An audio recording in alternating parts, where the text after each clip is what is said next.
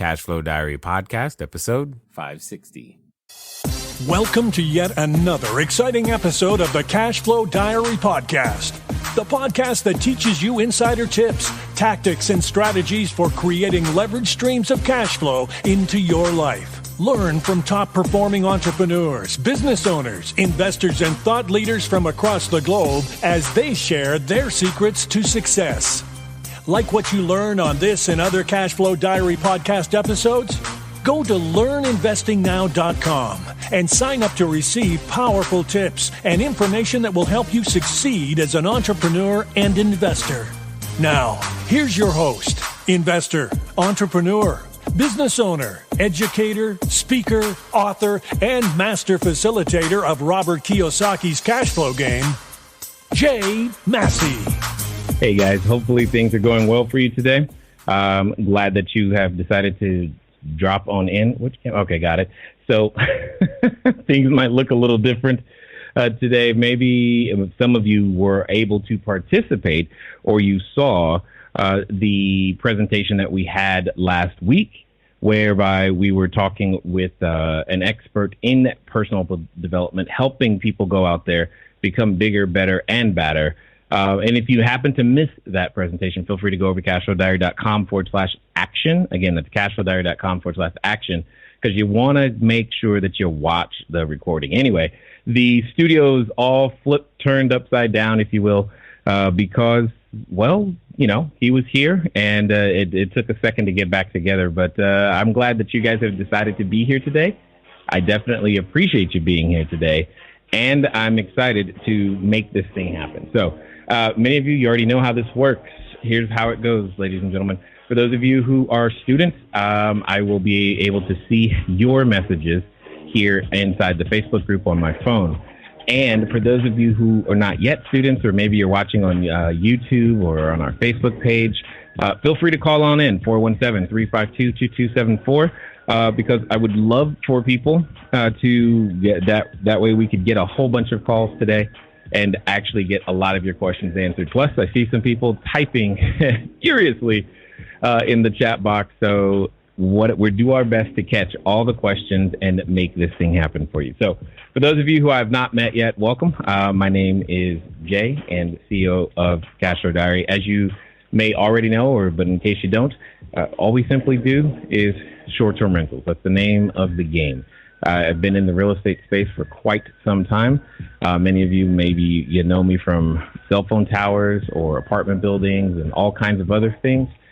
In my opinion, the best place to start a real estate career today is inside the short-term rental space, which is, again, that's exactly what we teach. That's what we're about. So hopefully that's why you're here. Maybe you have questions around business or real estate or short-term rentals, what have you. Definitely put those in the chat because we want to make sure that we get them answered. All right. Now, with that being said, what I want to do is I want to also make sure if you saw the title of this particular one, I made a statement about Airbnbs. For those of you who are out there who are operators right now, maybe you've been operating for a long time or a short period of time. Either way it goes, you've been operating a certain way, and things change. So that's one of the things that we'll be talking about today is things that have changed, things that are changing. We're in a new space, and one of those things that has changed is that you shouldn't have ever been, but you really can't have Airbnb as your one-trick pony for bringing your customers to you. So there's a couple of articles that have come out over the past 7 days or so that I want to bring to your attention. So we will definitely talk about those. But with all of that being said, it does look like we have a caller. So let me get over here and see who this is. Uh-oh. And remember, for those of you calling in, be nice to Megan, okay? Because she controls whether or not you get here and get to talk or not. So just remember that. All right. Let's see how this goes. 1, 2, 3. Boom. And caller, looks like you're in LA. How are you doing? You're live with me, Jay. Hi, Jay. It's Dave. How are you? Davey. Again. All right, we have you're becoming a regular, man. Yeah, I'm a regular call-in guest. I love it. I love the show. So you were so serious about how can we do this if we don't have an Android device or something else, because you just wanted to keep calling in. I got it. I like it. It's all good. That's right. Okay. Yeah, I was wondering, what's your system on rewarding or having to punish or get rid of cleaners who are contractors and other people, runners who are contractors that work for you? Got it. So this is around personnel, internal controls, quality assurance. Totally get it, 100%. Yeah. And the way that I have found that works is to be very, very clear with the metrics on which you are gauging someone by, and being clear from the beginning about what that is. So let me give you an example of what I mean. I'll give you 2 or 3 examples. One that doesn't directly apply, but probably should, given the level of revenue that I happen to know that you're generating. My executive assistant, for example, I know what our revenue company-wide is before we had an executive assistant. So to me, that means when he or she is present, that I should be able to see a significant difference in that revenue. Now, you say, but they're not sales or customer facing. That's true, except what they should be able to help me or our sales staff or whomever it is in your organization be more productive. And that productivity should show up in that way. Does that make sense? Yeah. So when you have a clear understanding of what you're judging individuals by, and it's communicated keywords, it makes it really easy for them to perform, which also makes it easy for you to let them go. All right. So one of the things we do, so from a short-term rental perspective, or even closer, is there's a cleaning score that is given. There's a specific cleaning score for all of the reservations that come from Airbnb. And on the other platforms, vis-a-vis either the private comments or the reviews themselves, we have the ability to gauge the quality of the cleaning in an objective manner, because it's not us saying it, it's what the guests are saying. And that's really setting a minimum. Like you wouldn't work for less than minimum wage today, because you know that your time, your effort, your skill sets are worth more. Same is true here. You should set a minimum for all of your personnel, so that and let them know what that minimum is. I don't, maybe it's a 4.7, 4.8, 4.9. I don't Is yours 4.8? What's that? The cleaning score? There. Yeah, is your median that you judge 4.8? Yeah. It is. I'm sorry. Say that. I'm sorry. You asking me? I don't understand. Yeah, I'm asking you. What do you set your minimum at? Because I also have I've got a system where every time an Airbnb or HomeAway or other review comes in, my VAs log all of the scores into our own system. Right. And then each contractor is given like a report card. Yeah. So it sounds like you're doing it fine, and you just got to set that minimum where that is. And again, it could be territorial, somewhat brand specific, because if you're running the higher end shop, you're probably going to have that number be a 4.9, maybe 4.85 at the lowest. If you are running something maybe on the lower end, that's not to say they deserve less service or less clean places, but you might be more tolerant of a lower number. Does that make sense? Yeah, definitely. Do you ever, if you get an individual review, let's say, of that says that this clean was not good and this place was not was dirty, do you ever take away a portion of the money that you were supposed to pay the contractor? Do you ever dock them, or do you not deal with that? It's usually 100%. Usually, just pay them 100%, and then if they're bad enough, you just get rid of them. It's not docking them a portion. It's usually taking 100%, because oftentimes in those cases, what has happened is that the guest has requested a refund of the cleaning fee, or maybe Airbnb is authorized. There's something going on where it has cost us money that it was, quote unquote, not our fault. Does that make sense? Okay, so if there's a problem with the cleaning, you won't pay for that cleaning. You got it. Well, right? reason. Often we give them a chance to fix it, but it's usually in the cases where it's like the ball was just dropped really hard, and what we have to do is we have to figure out how to make it right, and part of making it right may be compensating the guest, and in this case, that's when it can really become something that affects it. That make sense? Yeah, I've got to set all of these in advance in the contract that we have the vendors sign, the cleaners sign.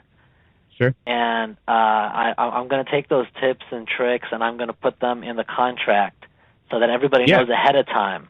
If this happens, contract, but put it in the contract, my friend, is great.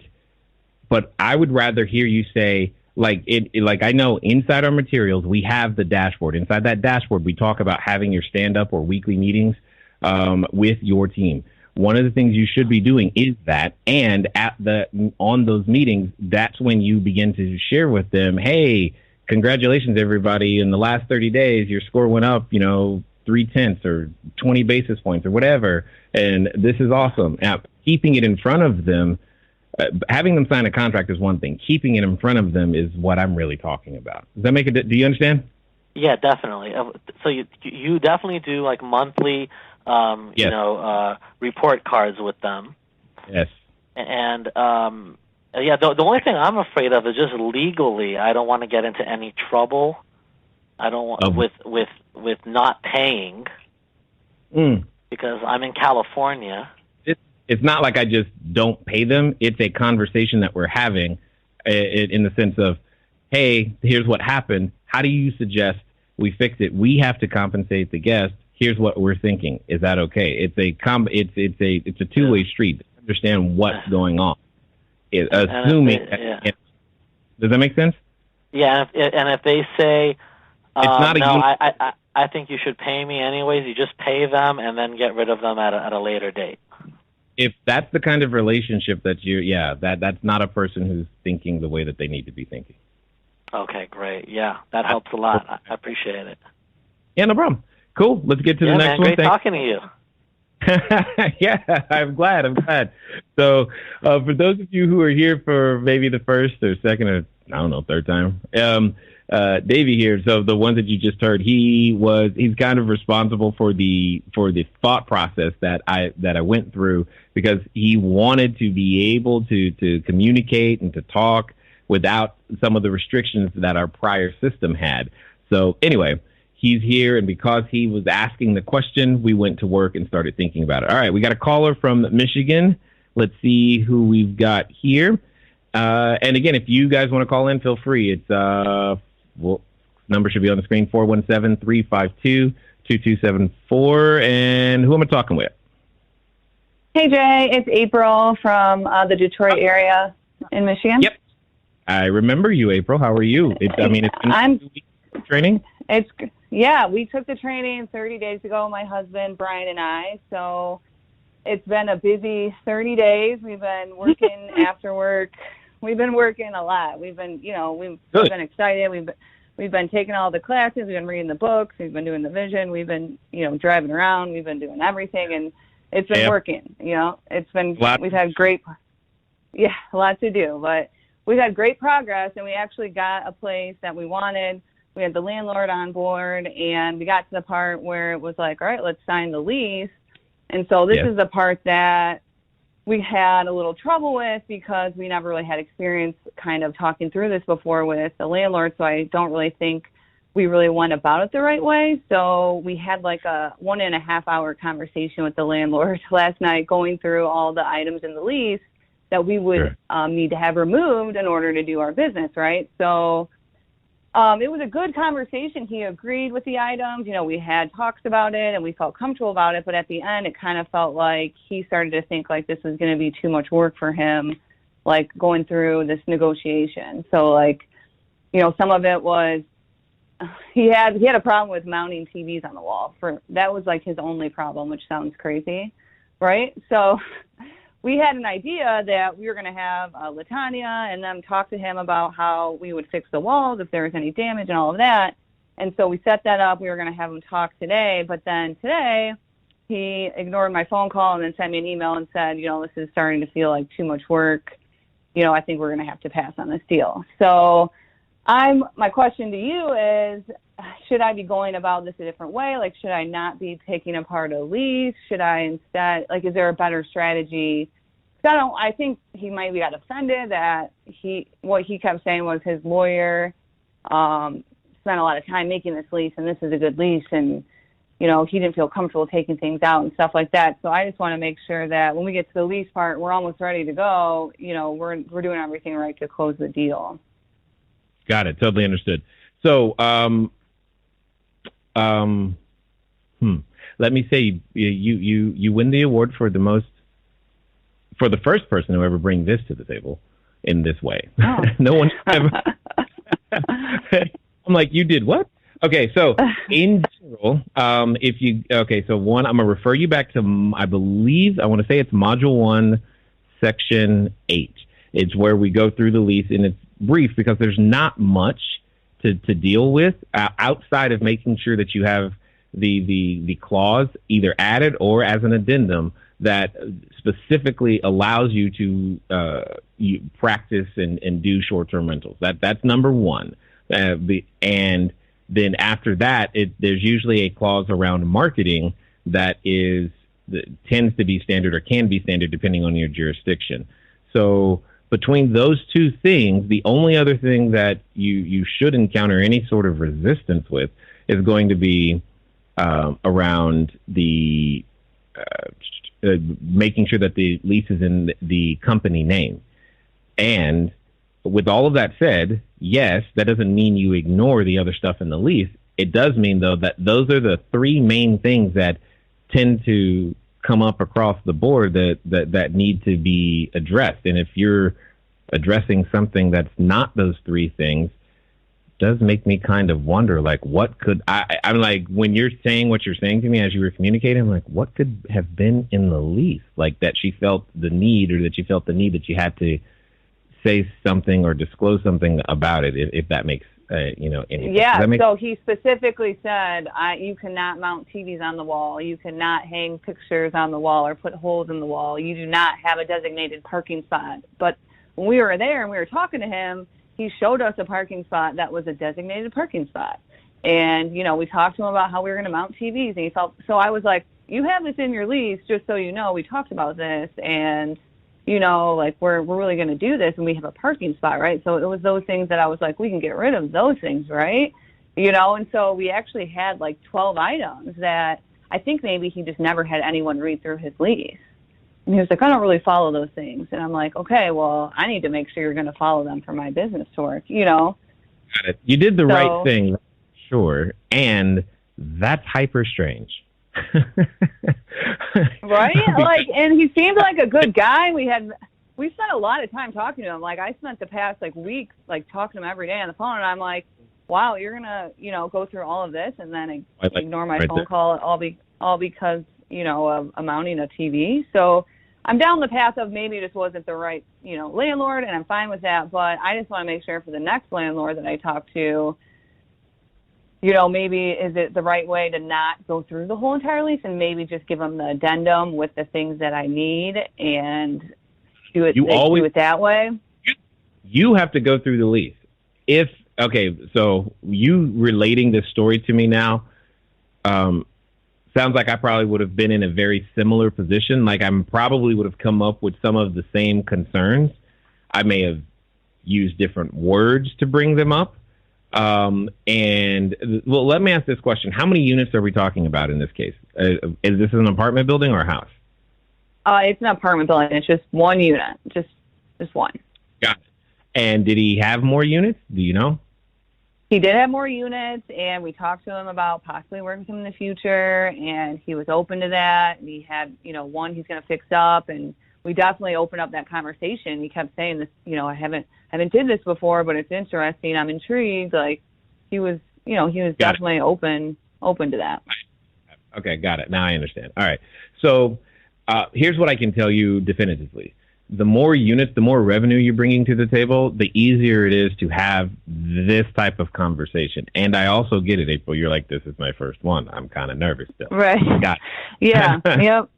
So, however, what I would love for you to start to do is to use future language. For example, say I'm in your situation and I'm now talking to the guy. I'm going to say things like, well, right in this particular location, we're only currently looking for one unit to start.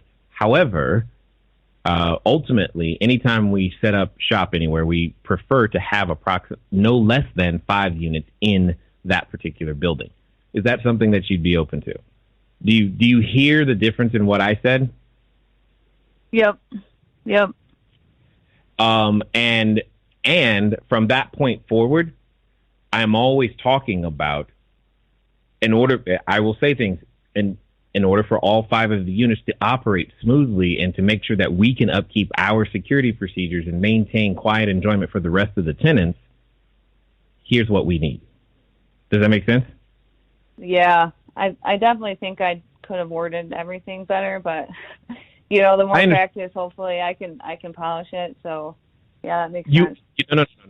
Hold on, we got to work on that. It's not you can polish. It's not hopefully. I will. Yeah. You absolutely, because again, practice makes improvement, and at the end of the day, he or she who's willing to fail fast, fail forward, and fail frequently is going to be the one that ultimately wins this thing, because it is definitely a land grab situation. I was just having a conversation with one of my oldest daughters, and because we were playing a game, I think it's called Keep Talking and Nobody Explodes. It's a virtual reality game. Anyway, and again, so it's a game and it has no consequences, but I was witnessing her experience fear of making a wrong choice in a game where the consequences are minimal at best. It's embarrassment in front of your dad at worst. Like, come on, seriously? And we ended up stopping because this concept of not being willing to fail fast, fail forward, fail frequently was right there in the room. And I'm like, no, honey. She's like, I don't understand. Why can't I learn this? And I just told her straight out, it's because you're trying to get it right the first time and you're unwilling to fail. Period. Because you're unwilling to fail, you put so much pressure on you and you waste a whole bunch of time stressing over the decision. Go fail. Now, fail and don't learn from it. Now we got a problem, right? But fail and learn from it. Now you're further ahead. And that's the secret, April, is the faster you do what you just did. Like if this time next week you've had 7 more of these types of conversations, you'll be a different person and your results will also be different. Does that make sense? All right, everybody. Thanks for listening, and I'm glad that you are enjoying what you are hearing thus far. But here's one of the things that's really important.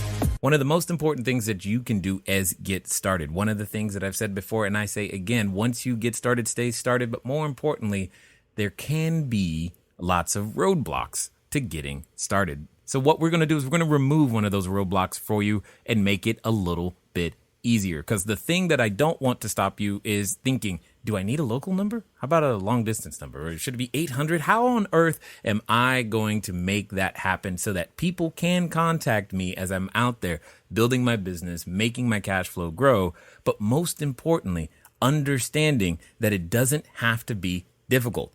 Many of you may know, but if you don't, there's a company out there by the name of Grasshopper. And what I want you to do is I want you to go over to trygrasshopper.com/cashflowdiary. Grasshopper is the entrepreneur's phone system. It works like a traditional phone system, but requires no hardware to purchase, no software to install. It's just a number that flat works. So if you are out there building that distributed workforce across many different locations, it's a way for you to still go out there and make your number be unified, simple, easy to use, something we've been using for quite some time. So again, go over to trygrasshopper.com/cashflowdiary. Now, let's get back to the rest of the story. Absolutely. I mean, I honestly already feel like a different person, which I didn't expect from this. So it's been great. It's been crazy. Well, we crazy do. Good. sneaky. It's sneaky. You're like, oh, cool. I'm more confident. Yes, you are. I know.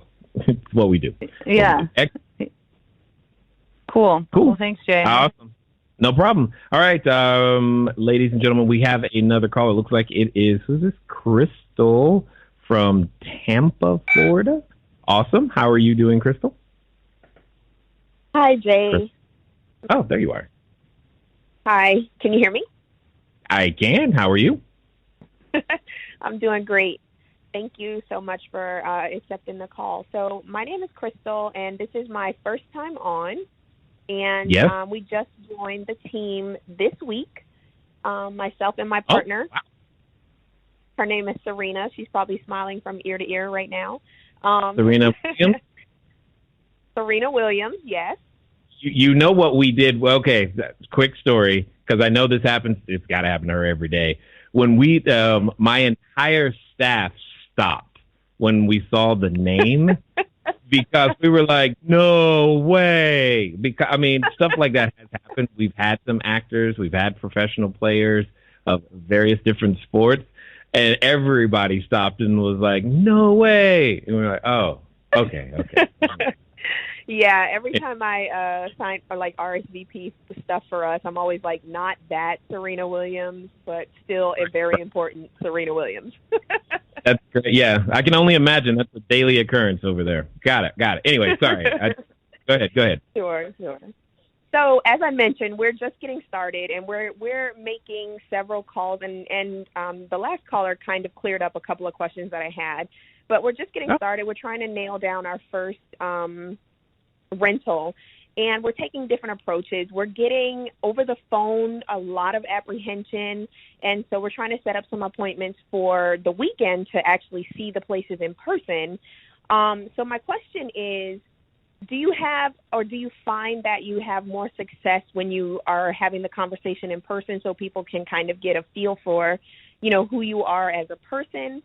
Or do you just kind of, like you said, is it really just a numbers game and you just kind of take a stab in the dark at each approach? Or is it more about strategy and strategic approach? Got it. Okay, so this brings up a question. Now, there's two levels of our program. There's the blueprint and then there's the mastermind. Are you at the blueprint level or the mastermind? Because this question sounds like to me you're at the blueprint. I'm not 100% certain, though. We're at the blueprint level, yeah.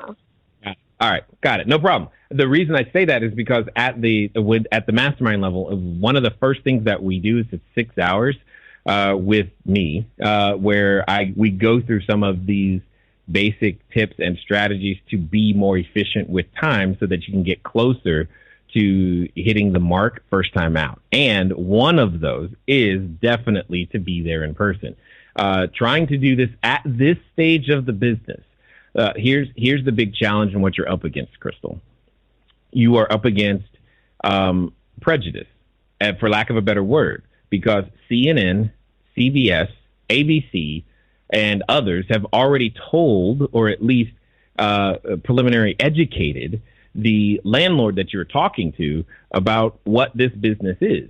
And the challenge is that they did a poor job of it, because they did it by saying party house, Airbnb party house down the street. So it makes it really, really challenging to do this, like I said, over the phone. When you compound that with the fact that there's a lot of educational materials out there in the real estate space that have to do with, the late night commercials, it's hard for a person who's on the other end, who's screening people, to actually say or be of the mindset of, how do I know they didn't just stay up late one night and they're trying, there's a lot of things that they know that need to be done, but what they don't know is that you know them or even intend on doing them. They don't know the blueprint and the mastermind and we exist. They don't know that there's an organization that's been out here literally training thousands of people to do this in a professional manner, right? They don't know that. CBS, NBC, CNN also means constant negative news, by the way. They have not told them that, hey, you exist, right? So they make their own assumptions. And it has been very clear. It's usually best to, when you're on that phone, if you're making that phone, when you're on the phone, the only thing you're trying to do is get an appointment to see the place. Okay. And only after you're on site and during the walkthrough do we even begin to start to address a lot of what you're talking about right now. And I know the thought can be like, well, if I did it that way, that's a lot of places. And what's really key to the whole strategy is to eliminate the places your customer isn't likely to want simply because of who they are, et cetera. And there's an entire process so that you only have a targeted approach for certain locations, and ultimately what it ends up doing, putting you in a more credible position. Does that make sense? Okay. Yes. Okay. So yeah, that's otherwise, yeah, you're going to spend a lot of time on the phone. Believe me, you should have seen me the first time I was going out. I was getting discouraged. I was like, man, this is crazy. It was to the point where, like, why am I doing this? I have all these other properties. It was very discouraging. And then I was speaking with actually one of our other students. Her name is Rebecca, and I told her what was going on. I was like, I think something ain't right here. And then she said, oh, well, why are you saying that? I'm like, I don't know. I'm just trying to figure it out. I mean, and that's how we've always worked here at CashFlow Diaries. We all work very collaboratively. If I said that correctly. Anyway, so keep asking the questions, and we'll do our best to keep supporting you in every way that we can, of course. Okay. Thank you so much. Yeah, no problem. All right, ladies and gentlemen, you're seeing how this works. I'm gonna pull up now some of the questions. Oh, actually, you know what? Before I pull up those questions, we've got to talk about what is not on my screen right at the moment. We've got to talk about this. Nope, not that, and not that. That. That's what we've got to talk about. So what we've got to talk a little bit about is articles like this. There were two such articles, or articles very similar to this, that Skift recently reported on, and I'm going to lightly summarize what's going on here. Okay, so what it centers around is this right here. It centers around search engines. It centers around Google being awesome and who they are, because, you can't really run your business without Google, right, these days.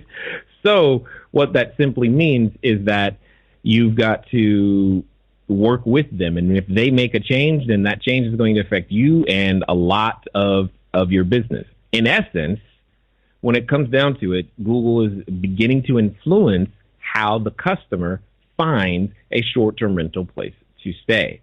And they're doing this with elevating certain, let me show you this picture right here. They're elevating certain searches, okay, and prioritizing some above others. In this first article that you're looking at right here, what stood out to me is that Google chose the platforms and that they wanted, whose listings they wanted to display. So some of those platforms are the companies that they chose were Home2Go, Vrbo, Expedia, Booking.com. Okay. So just think about that for a minute. What name did you not hear? Okay. There's a name you did not hear, right? So you got to understand that that's kind of interesting to me, and they can control this. Well, what also just happened is, there it is. What also just happened is then Booking.com decided to withdraw their listings from this new Google Vacation Rentals product as well. So in essence, what does that mean? That means from an organic search perspective, it would be unreasonable to expect your listings that are on Airbnb and or Booking.com to show up on the quote unquote first page or in any of these special, because they are developing this. This is the special search product that you see right here, where they have the 4-pack with the map and all this other stuff. You can literally not expect your listings to be there, which by default means a number of many different things. One of those being, you can't let Airbnb be your one-trick pony anymore. It's just not going to work, because you have a single point of failure in your business, and with a single point of failure can come the end of your business. So hopefully that makes more sense to you based upon what I'm saying right now. So I wanted to bring that to your attention, because I was like, there's a quote-unquote war, fight, something's going on. I don't claim to know everything that's going on, but I do know as an entrepreneur, one of the things that we must do is respond to the marketplace and the changes that are making it. And if Booking.com and or Airbnb are some of your primary marketing channels, in fact, maybe you've recently noticed a severe dip in the number of reservations you've gotten. And it could simply be due to the listings no longer being placed where they used to have been placed inside of Google's organic search. So just keep that in mind as you're going out there and always evaluating what it is that you're looking at when it comes to your business. So just know that. And then now it doesn't mean the business doesn't work, so don't start tripping. I'm just saying in general, make sure that that's something that's on your mind. Otherwise, you might end up making a incorrect decision about the direction of your business based upon that. All right. So let me see some of the comments that are coming in from the students. Let's see, who's this? So Tasha, can you talk about how many towels, sheets, and linen you put in your unit for each stay? Got it. So that's in towels, sheets, and linen. Got it. So Latasha, we actually, there's a file inside the file section that should have that information in there, because it's broken down based upon number of beds and bathrooms. So hopefully that makes sense. But in essence, we tend to stock for max occupancy. All right. So the real question is, we stock for max occupancy, and we don't care how long they stay. It's more about how many people. And even if it's, maximum occupancy and they're staying 3 weeks, we don't typically keep giving them more and more towels. But they are free to go wash them themselves, or they can request another cleaning if they'd like, which also then includes additional linens, of course. Okay, David, to frame the context of the question, I don't have my first unit yet. That's okay, David. I appreciate it. Can you speak to the cash flow game? Where do I find it hosted, and why do I consider it purpose of it? Got it. Absolutely. So, yeah, many of you may know that I've spent a fair amount of time in the world of the Rich Dad people and the cash flow game. Cash flow game. I'm typing that there. So yes, there we go. The game was, as many of you know, was developed by Robert Kiyosaki and his wife a little while ago. And I tend to buy mine now. I used to buy them direct from them, but now I tend to buy them from Amazon, to be honest. It's just the easiest place to go get them. And yeah, that's the version that's currently out. So you can typically just buy them on Amazon, David. And at the end of the day, one of the reasons you see the materials in there, what I'm doing is that I'm teaching you how to attract individuals. Because for me, naturally introverted, so meeting new people is not, it's not initiating new relationships is not my cup of tea, I guess. And I had to learn that, that being that way, I don't get a pass. The marketplace doesn't care. So I still have to find a way to attract customers. And similarly to how we were talking about earlier, how can I increase my odds with certain properties? The way to increase your odds with people is to filter, right? If you can filter out all the people who you don't have to, that have already filtered themselves based upon their own interest, then it makes it easy. So by holding a cash flow game, the people who come to show up and are willing to play a cash flow game are likely, not always, not guaranteed by any stretch of the imagination, but they are likely to be the ones that are in a position, either mentally, emotionally, or financially, to actually take some sort of action upon the information that they learn while playing. So hopefully that makes some sense as I said it there, because that's what you're looking for. You're looking for individuals who are ready to take some sort of action when this is your business around it. One of the ways to do that is to host the game, because here, if you take the time to pick up Robert Cialdini's book, it is called, let me see if I can spell his name. That is not easy. There it is. So Robert Cialdini's book is called Influence. Okay. And if you pick this, feel free to pick this up, read it. But one of the ways that you can implement something from it is simply by understanding that the principle of reciprocity exists. So I boil all of that down to the following phrase: he or she who educates their market dominates their market. So if you become the teacher, they'll be willing to do business with you when they're ready. But you have to be willing to contribute to them first. And that sometimes can mean months, even years, before they're actually ready to do business, because they have a lot that they have to learn. And there's nothing wrong with that. They just have a lot that they have to learn. Okay. And you need to be prepared to make that happen as well. So yeah, that's really what it comes down to. So if that's what hopefully that answers your question and is close to what you were talking about and are looking for. Hold on one second. I'm trying to see if there's anybody on the call or on the line for calls as well. I don't think so. Uh-oh. Did I accidentally shut it down? I think I did. Oh, no. Well, guess we're done with calls for today. What is it? Yeah, I think I actually did. Sorry, guys. Oh, no. Call. Yeah, I'm looking at the queue. Nope, not there. Not there. I accidentally cut it off. Sorry. Well, we're done with calls for today, so let's get through the rest of the questions. Okay, let's see. Latasha, can you also talk about how to obtain guests that are looking for short-term rental due to being displaced and using an insurance claim to fund their short-term rental? Whom do we need to build relationships with, and how do we meet these people? Got it.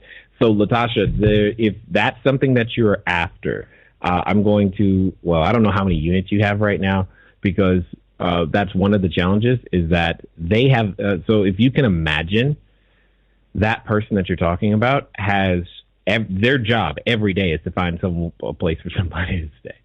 So you tend to need a lot of inventory to make that happen. So just understand that. And you typically aren't going to find them. They're usually going to find you. But once you have found them, developing a relationship with them is important. So, for example, the next time the easiest way to make this happen is to, when you get an inquiry you ask that person who their adjuster is, or maybe sometimes it's the adjusters themselves that are contacting you, and you ask them, the rest of the company, who else is there, and develop the relationship that way. So hopefully that makes sense. Alex says, looking to generate more income with the units I already have, ideas would be great. No problem, Alex. I'm always testing and working on something, but here's some simple stuff I know you can do right now. Early arrival. If have you automated asking? That's all I'm asking. Have you automated asking for early arrival? Here's what I mean. Let's pretend that tonight you have no one staying in your unit, but tomorrow someone is arriving. Okay. Do you have any sort of automation that sends the upcoming guest a message that says, hey, we'd like to offer you the opportunity to arrive early? If you have that, or if you don't have that, that's one such thing. Obviously, you can do the same thing with late departure, right? You could do the same thing with extra cleaning. You can do the same thing with an extra parking spot. You can do the same thing with a lot of little things that tend to become extra revenue. However, one of the most consistent forms of extra revenue come from our security system, meaning because we run a tight ship, we know exactly what goes on, and we generate the documentation to prove it. Despite the maintenance cost on our security system, we have the ability to turn that into a profit center because people violate the rules all the time. Okay. Robin, lots of questions. Go for it. I will do my best. 1, offsite storage. It is making it very inefficient for our cleaners. They just want all the supplies in the unit. But with 5, I don't want to split my inventory. What are your suggestions for it being the most efficient? The most efficient is when I say offsite, here's what I mean. So pretend you have an apartment complex and it's 200 units. You don't want any one of those units to have the supply closet. But on that same piece of property, if they have a storage room somewhere on the property itself, that's what I'm talking about. And if the cleaners are complaining about that being inefficient, I'm sorry, that's how you run it. Okay. And maybe you need to find some new cleaners. But if you're talking, when you say offsite, if you're saying like on a completely different property, yeah, I can see where they're coming from there. All right. But if it's on the same property, just not in the unit, that's what I'm talking about. That's what you need. That is the efficient way. What are your, okay, I did that. So 2, do you wash all the towels, including in the drawers and closets that haven't been used in the unit after a guest? Yes, we take them all out. I know that's not as efficient, but we take all of them out because we don't know what has or hasn't been done to them, if that makes sense. I just don't know. I'm not saying any guest has any sort of malintent, but not knowing is more of a risk, in my opinion. I'd rather pay the expense of washing it than not. So Joshua says, great stuff. Thank you. Wow. Note taken. In other words, don't put your eggs in one basket. Correct, Keisha. Don't put your eggs in one basket. Robin, another question.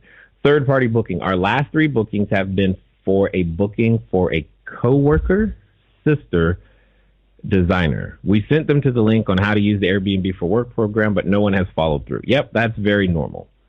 I don't know the question, though. I'm sorry, Robin. I don't see the question. Maybe it got cut off. Ross, hi, Jay. I heard that VRBO Airbnb will automatically turn on instant book for all the listings once connected to a property management software such as Logify. Is this correct?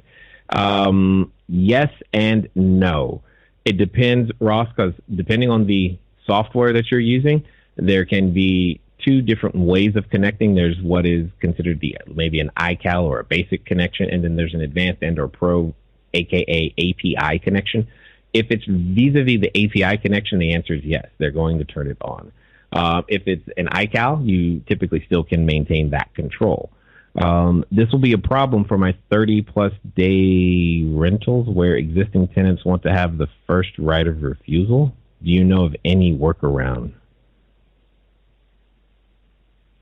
What do you mean? This will be a problem for my 30-plus day rentals where existing tenants have the first right of refusal?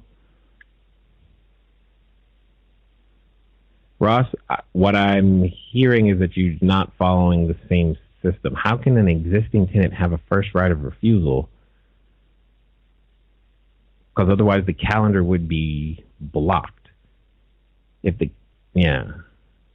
I'm not understanding, and it's leading me to believe you're doing something other than what we actually talk about, because you should be renting the place.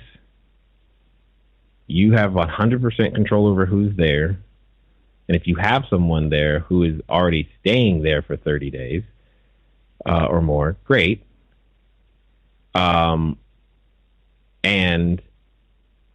Or maybe, let me see, how could this happen? Unless you're trying to tell me that inside your lease contract, and I don't know why you would do this, But if you're saying that when you have someone stay with you for 30, 60, 90 days, that before you take another reservation that could follow theirs, you give them a first right of refusal. I have no idea why you would want to do that. Because if anything, you would want to do the exact opposite. The moment you become aware of someone else having interest in that particular unit, you let them know, you let the existing tenant know, hey, we need to know, or just so you know, we're about to go ahead and book this. But I wouldn't keep my calendar blocked or give them any sort of first right of refusal, because that's marketing time. Whoever pays money, nobody has a right of refusal. You got to pay the money. I don't know if I'm getting your question right, man, but if not, then type it differently. All right, Susan, we'll be watching a replay. Got to get ready for power outage tomorrow. Yeah, for those rentals in NoCal might have to deal with this. Have you got your generator? She brings up a good point. There's been notifications out in California anyway.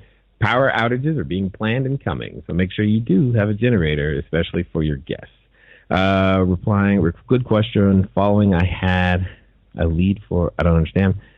Alex says he hosts CashFlowDiary or CashFlow every Friday in Kansas City. That's awesome.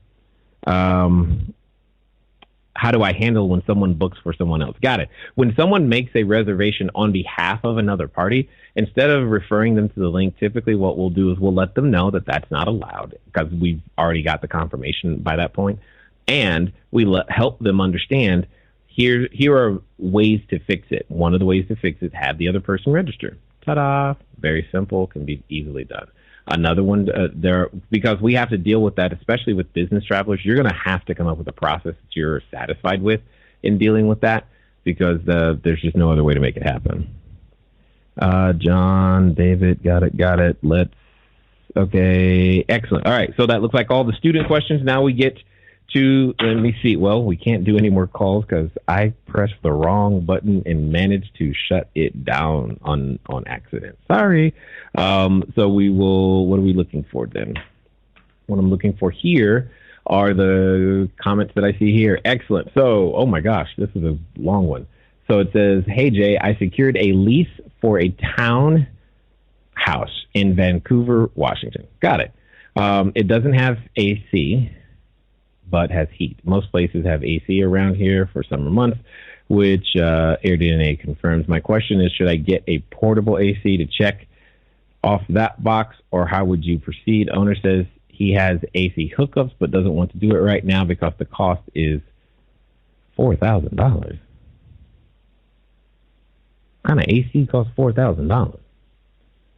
Okay, so Aaron, this is very similar to April earlier. It depends on, so again, when you're talking more units at a time, these types of conversations get easier. And I'm sure there are many people watching right now who are somehow offended that someone would even tell you that installing AC is $4,000. Okay, I'm sure. So I'm sure there's got to be someone up there in Vancouver, Washington that knows how to get that done for significantly less. Okay, so that's number one. Number two is I would tell him he needs to do it. I mean, if the hookups are already there, you're literally just putting something in the window, or I don't know how he plans on doing it, whatever. I'm assuming it's a window unit. Even if it's not, you could still get a mini split installed, which would ultimately probably be even better depending on the floor plan.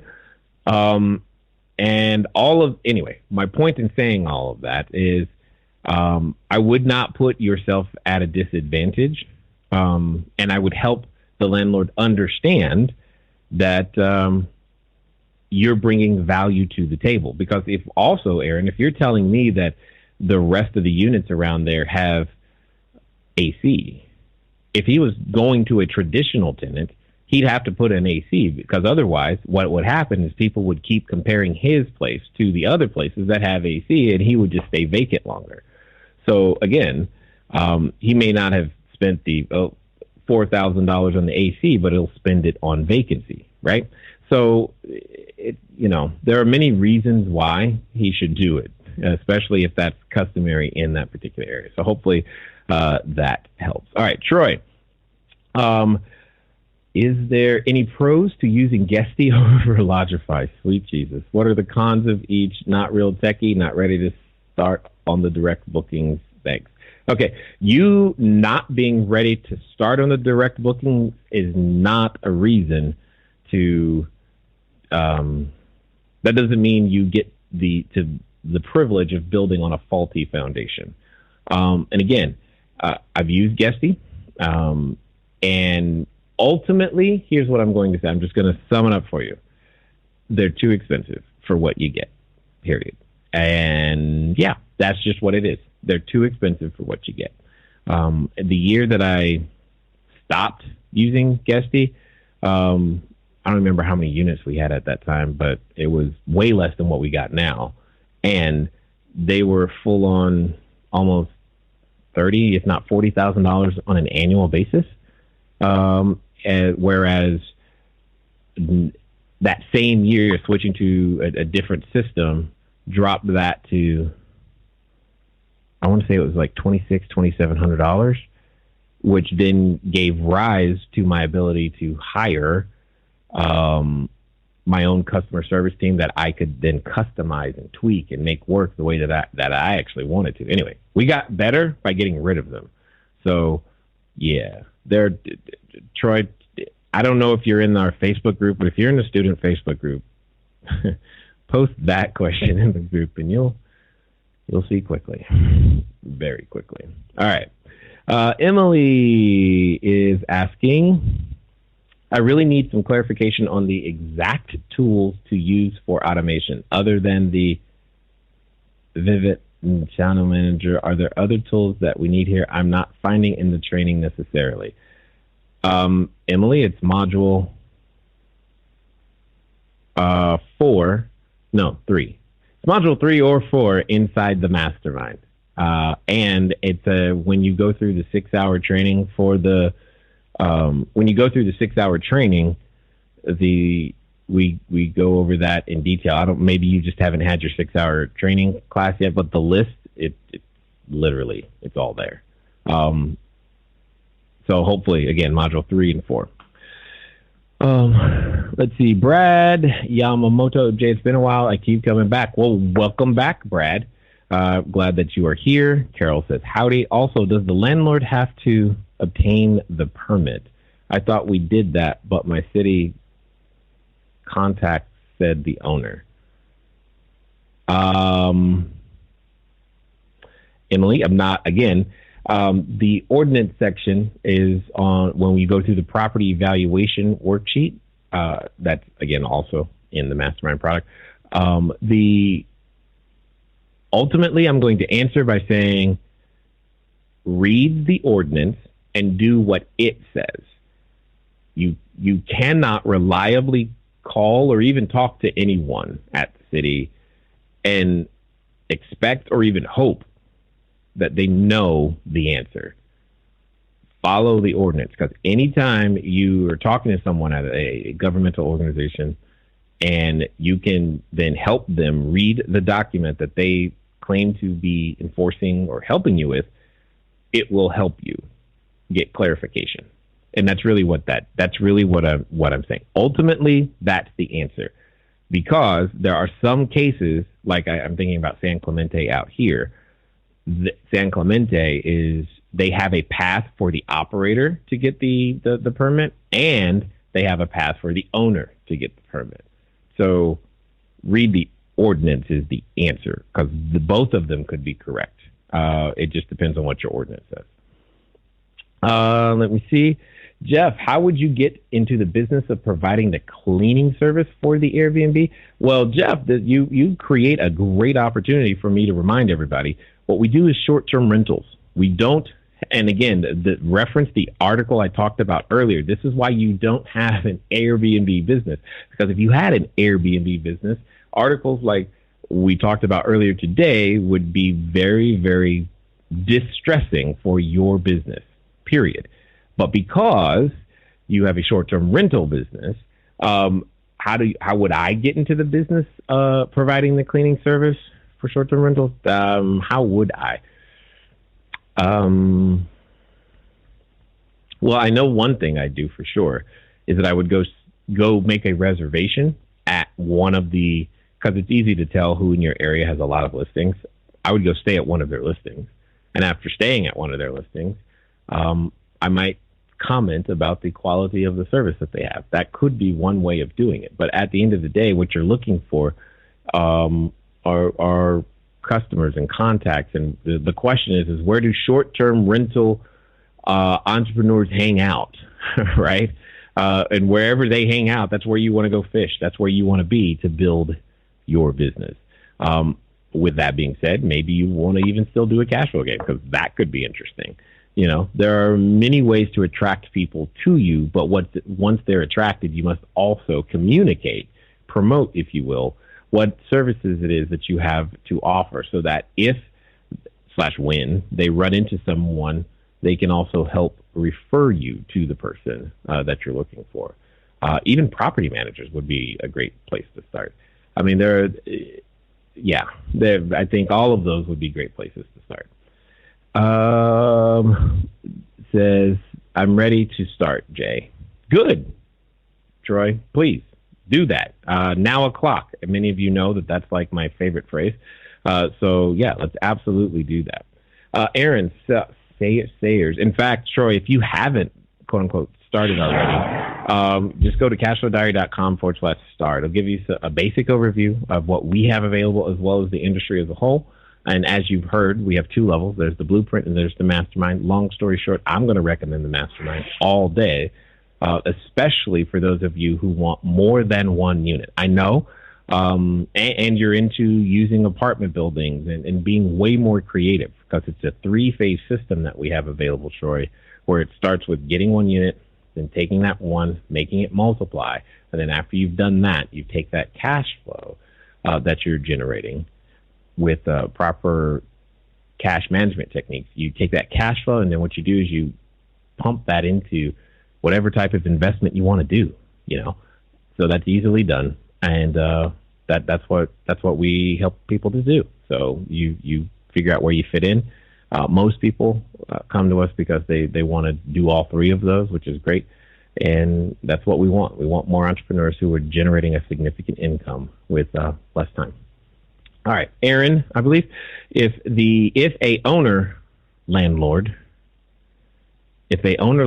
owns 6 standalone houses side by side, and they're willing to work with you, but they have an HOA that's in charge of 80 houses in that area, would you still pursue those houses? No. Most likely not. I would, at least, if I was even remotely interested, I would still want to read the CC&Rs. And similar to how I was saying, Emily, you got to go read the ordinance. Now you got to go read the CC&Rs, because you need to know the rules, for lack of a better way of putting it. And if there's room in the ordinance for me to operate, then great.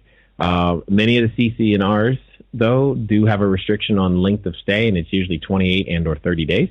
And again, fine. That doesn't mean you can't run the business. So the question then just comes, do you want to operate the type of business that the rules allow for? If the answer is yes, then proceed. Because there's business out there that is 30 plus days. So meaning people who stay a minimum of 30 days or more. So that business is out there. The only question is if you are choosing to participate in it or not. Again, you don't have to, because it's a choice as an entrepreneur of whom you wish to serve. So, but yeah, read the HOA. Read the CC&Rs. The HOA formation document's not going to help you. Oh my goodness, that's what I was about to say. Troy, I meant I'm ready to begin direct bookings. Oh. I'm starting unit number 22. Awesome, dude. Crushing it. I like that right there. Because again, you've got to go out there. Again, it's your business. Airbnb is a marketing channel. TripAdvisor, Expedia.com. You got to have these marketing channels in order to bring the customer to you, people. And I know you know this intuitively, but you're probably, maybe this is the first time you've been in touch with just how much work it is to make all of that happen. And that's also great, and at the end of the day, what you want to do is you just want to keep on building. Like what Dory say, keep swimming, just keep building, anyway, you get the idea. Because on the other end of all of that is everything that you quote unquote are hoping for. So let me see if there are any more questions here from the Facebook, from our Facebook group. What? Why y'all are talking about the weather? Okay, got it. Let me see. Scroll. And what is this? Is he talking about central air? Stinny, that's the only thing I could have thought. I was like, if it's $4,000, the only other thing I could think of that would come close to that could be central air, but I'm not really sure. But if he is, then okay, maybe. But even then, he still needs to add some sort of AC. Then that's all the more reason to use a mini split, but that's a whole nother story. All right. Moving on. Robin, do you still let the guest stay if they booked for someone else? So long as they follow through those other procedures. So if the person who is staying, if they go and register and create an account, not going to have a problem with that. If they understand that the person who made the reservation is the one is the only one that we're authorized to communicate with, and the only one we will communicate with. So all information will have to flow through that person. Again, that can also create a situation in which we're okay with it. There are ways to get okay with it. So I guess the answer to your question is yeah. I mean, of course, I'm not going to turn away the reservation unless they're absolutely unwilling and obstinate about following any of it. That's when we go, okay, now we have a problem. So hopefully that makes some sense. Brian J., did you think about what to do when Vivint is not available? The discussion was specific to Puerto Rico. Oh, crud. Nah, man, I totally forgot. Sorry. Hold on. I'm going to write it down this time. My bad. I spaced on that one. Actually, hold on. Brian, did you... so I'm going to tag you right now because the best answer is going to be ask my wife. Because she's going to be the one. She tends to handle all of the utilities and security contracts and vendors of that nature. So yes. So I just tagged you in the group because that'll be easier. That'll be easier for everybody involved. So nonetheless, let me see. I think we got all the questions, or at least those are all the ones that I see. Again, I apologize for not even knowing what I did that cut off the phone today. So for those of you who wanted to call, hopefully you got a chance to type in the question instead. And if you didn't get a chance to type in the question, I apologize. Just come back next week, maybe. I don't know. Don't hate on me too bad, because stuff happens. And at the end of the day, we're here to serve as best we possibly can, because we want you guys out there creating a different life for yourself. So, with all of that being said, what I just want to say is that, again, I appreciate you taking the time to listen. I appreciate you taking the time to call in to help us, help you, and most importantly, prove to the world that it can be done. And there's nothing wrong with asking a question that you don't know the answer to, so that you can go out there and become greater. Now, with all that being said, it's been fun talking to you guys today. I look forward to talking to you soon. Until next time.